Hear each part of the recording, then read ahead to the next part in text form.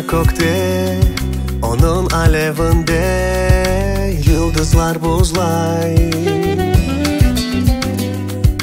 Ay gibi yürek sevgi ateşinde daima sızlay. Ah bu dünya ne oldu sana, yüreğim ağlay. Hem inanmay, yalancı dünya ne için ateş yanar ve onun alevinde duygular duman olar. Sen hayaller dünyasına beni aldın, sevdalık lezzetini sen duydurdun.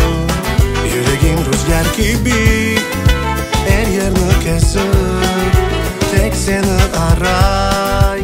Çünkü tek sen hayaller dünyasına beni aldın, sevdalık lezzetini sen duydurdun. Yüreğim rüzgar gibi her yerini kesip tek seni aray.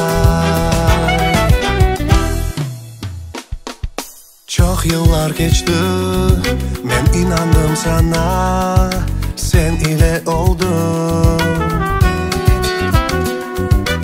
En büyük sevda deryasına dalıp ateşte yandım. Ah bu dünya ne oldu bana, yüreğim yırlay.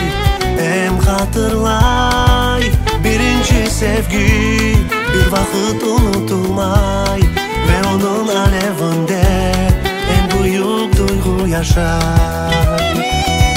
Sen hayaller dünyasına beni aldın, sevdalık lezzetini sen duydurdun.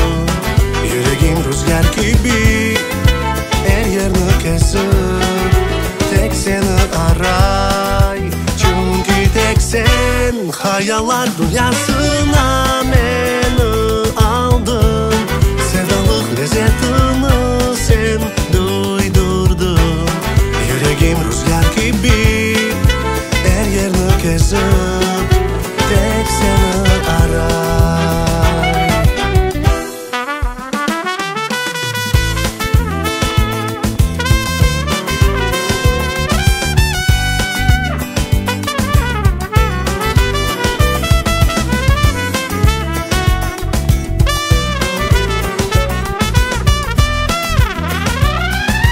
Sen hayaller dünyasına beni aldın, sevdalık lezzetini sen duydurdun.